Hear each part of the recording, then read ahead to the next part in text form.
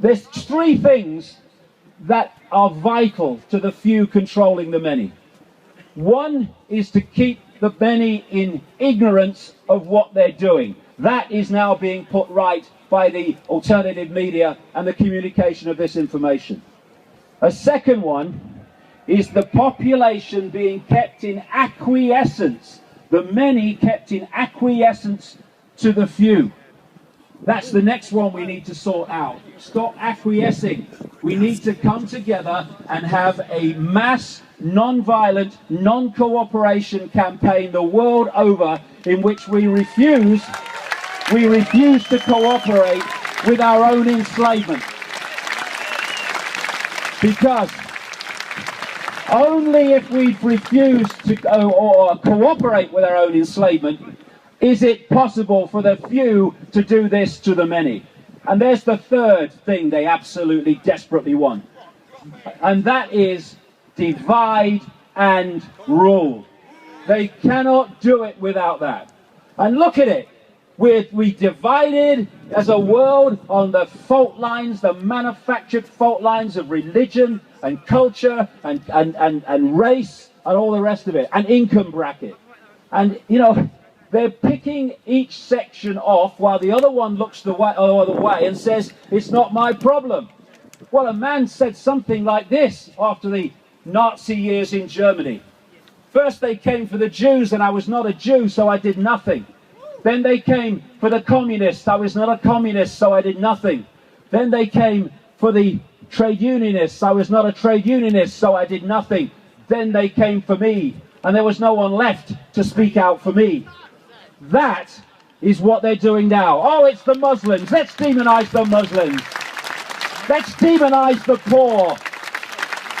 Let's demonize people with one bedroom too many when they're on benefits. Let's demonize everyone. Turn the rest of them against them, and when the demonized ones have been picked off, then we'll come for you. This is what is happening, and we need to come together. Open the heart, open the mind, irrespective of religion, race, I don't care. We are all one consciousness having different experiences.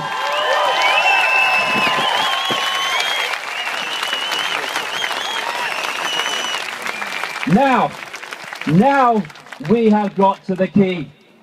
And the key is that we are infinite awareness, all the same consciousness having different experiences, but we have to be persuaded and manipulated by what that represents, that we are just our name, our body, and our life story. We are not. They are experiences. They're not who we are. When we identify and self-identify with name, income bracket, a life story, etc., we see the world and ourselves in terms of little me. I'm just little me. I'm just Joe Bloggs, Fred Jones. Who am I? What can I do? But when you get to that point where you expand your awareness, you expand the memory of what we already know, then you realize there are no little me's.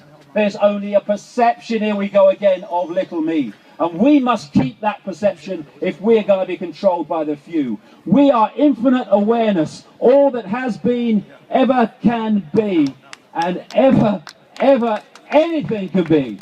The same single awareness. We need to stop fighting each other and come to this conclusion. If we're one consciousness, then anybody else's injustice becomes our injustice. No more looking the other way.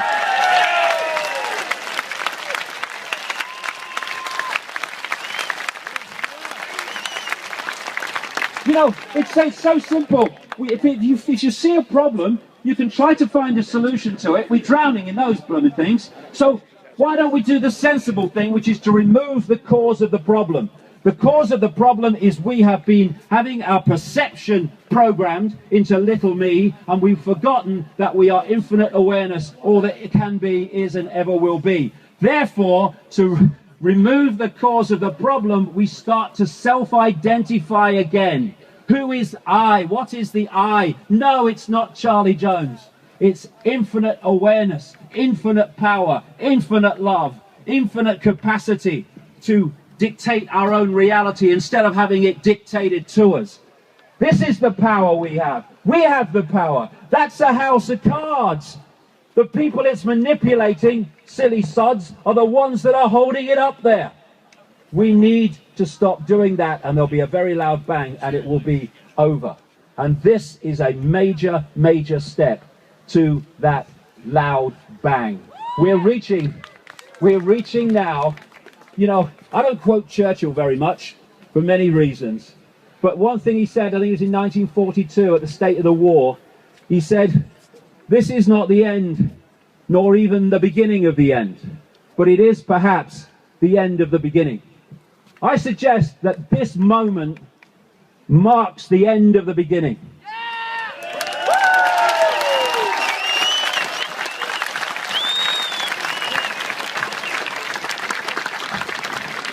And that beginning has been to bring vast numbers of people, and that needs to continue, my goodness, into an awareness that the world was not like they thought it was, and it's not run by forces that they thought it was run by.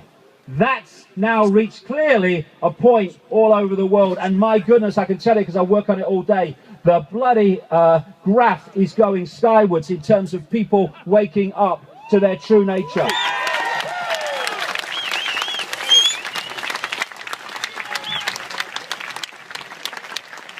And now, along with continuing that, we need to go to stage 2.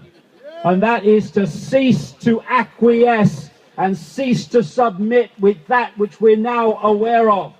No more fear of authority. No more fear of anything.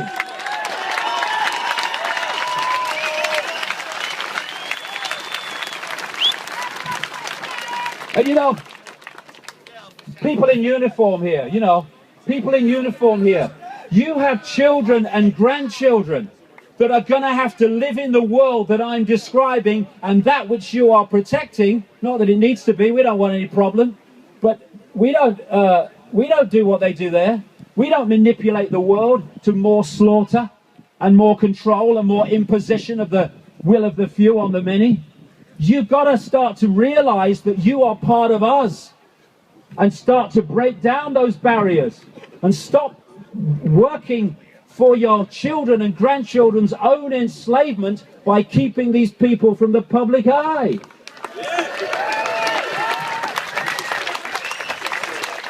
I say that to soldiers, troops, you're going abroad to lands with brown faces and you are devastating them, not for your country, but for those that are controlling your country, dictating to your country, and seeking to enslave your country for your children and grandchildren. Put your weapons down. Refuse to do it. This is the next stage where we stop playing a part in the enslavement of ourselves. You know, there's a mantra song that I came across a long time ago, which just had 4 lines, so appropriate now. It went, we are the power in everyone. We are the dance of the moon and the sun. We are the hope that will never hide. We are the turning of the tide. And so we are. And it's so clear today that that tide is starting to move. And this is the last thing I'll say in terms of where we're at, to put it in perspective. We here outnumber the 140 by a very large margin. Let's just visualize that. People here in front of me massively outnumber the 140 who are orchestrating the direction of the world on behalf of masters that they are terrified of. Now, take this and imagine 7 billion people, and those 140 are doing that to them. What did I say? What did I say earlier? The world is mad. The world is a complete inversion of itself. And what we need is a peaceful, non-cooperative campaign. The non-comply dance, as I call it. Peaceful because we ain't joining them. You can have revolutions, and history is littered with them, where violent revolutions remove a tyranny, and what follows is another form of tyranny. You do not create a peaceful society, a loving society, a caring society, and a just society with violence. We can do this peacefully, and we have the numbers. As the poet Shelley said, rise like lions after slumber, with unvanquishable number. Shake your chains to earth like dew, wish in sleep have fallen on you. Ye are many, they are few.